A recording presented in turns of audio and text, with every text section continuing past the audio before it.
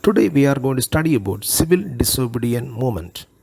Mahatma Gandhi gave the call for the civil disobedience movement in 1930. This movement was to be different from the non-cooperation movement in the sense that the non-cooperation movement sought to bring the working of the government to a standstill by not cooperating with the administration, whereas the civil disobedience movement was an attempt at paralyzing the administration by breaking some specific rules and regulation.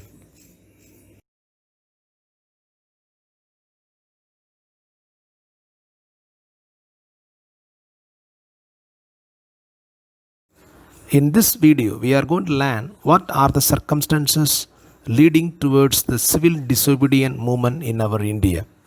The first one, the failure of Simon Commission and the death of Lajpat Rai. The second reason, the Lahore session and the demand for complete independence.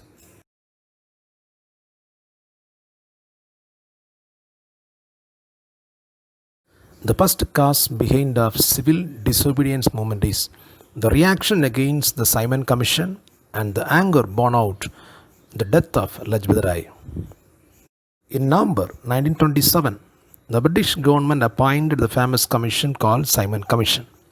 This commission was established to investigate the need for further constitutional reforms in India. The commission was composed of 7 British members. It had no Indian member, and that's why it was boycotted by Indian National Congress and the Muslim League. They boycotted for these two reasons. The first reason, there was no Indian member in this commission, and the second one, the terms of the commission did not give any indication for the Swaraj. The arrival of Simon Commission created the new political atmosphere in India. Despite of its boycott, the commission presented its report. There was no mention of Swaraj, which was the greatest demand of the people of India. The death of prominent Indian leader Lajpat Rai from severe beatings by British police officials further outraged the Indian public. And that's why the civil disobedience movement and the demand for the Purna Swaraj owed much to this emotional trouble.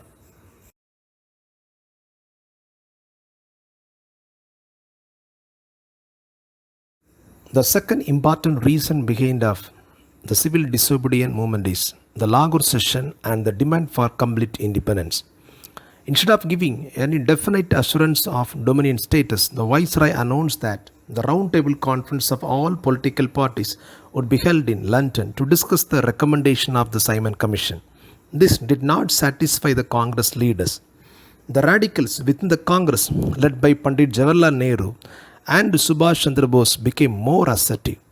At its Lahore session in the year 1929, under the presidency of Jawaharlal Nehru, the Congress formalized the demand of Purna Swaraj or full independence for India.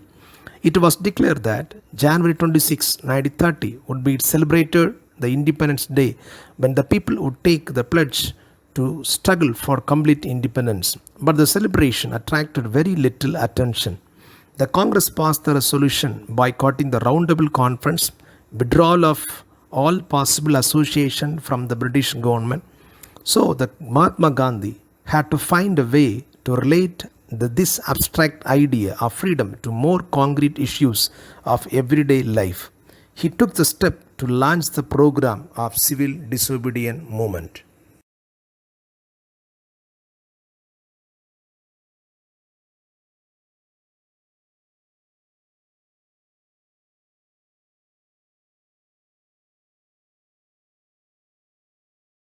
The next topic under the civil disobedience movement is Dandi March.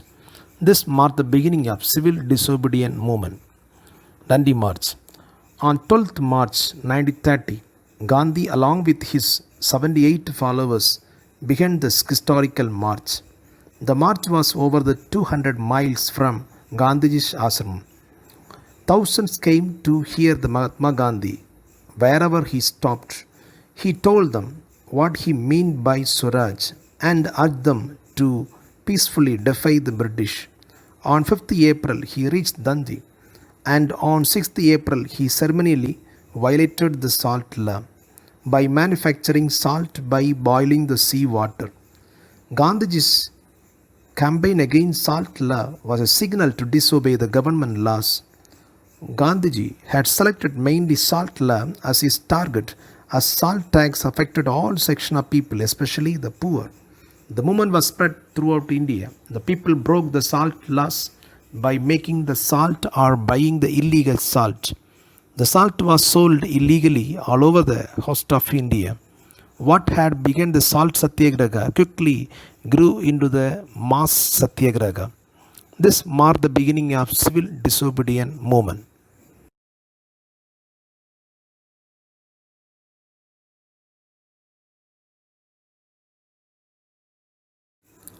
Gandhi-Irvin Pact.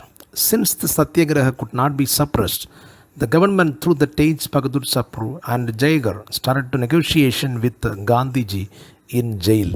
This resulted in the signing of a pact by Gandhiji and Lord Irvin, the Viceroy of British, in March 1931. This known as the Gandhi-Irvin Pact.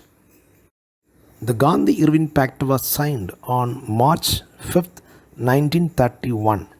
The important 6 points you have to remember under the Gandhi-Irvin Pact. Number 1.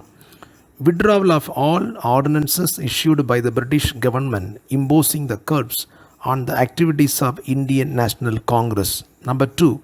Release the prisoners arrested for participating in the civil disobedience movement. 3. Restoration of confiscated properties to the congressman. The fourth one, to allow the Indians who lived the near seashore area to manufacture and sell salt legally for their own private use. And number 5, the discontinuation of the civil disobedience movement by the Indian National Congress. The number 6, the participation by the Indian National Congress in the second Roundable Conference.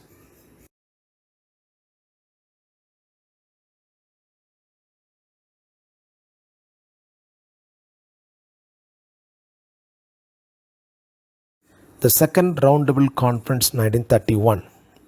The Second Roundable Conference was held in London on 7th September 1931 to 1st December 1931, and Mahatma Gandhi participated in it as sole representative of the Congress Party. The Second Roundable Conference was discussed the federal concept, autonomous provinces, the communal question, and the representation to the minorities. Example, Muslim, Sikhs, Anglo-Indians and Christians. They demanded we need to have separate representation in the assembly. The question of Indian independence or responsible government receded to the rear. This conference was failed mainly because of the representatives of different political parties and the communities were insisting upon gains for their own people. No one except Gandhi seemed to be thinking in terms of one united India and her independence. So Gandhi returned to our India with empty hands.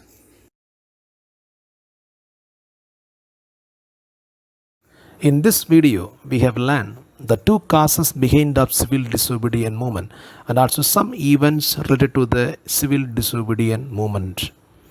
In the next video, I'll be coming with another incident. Until bye.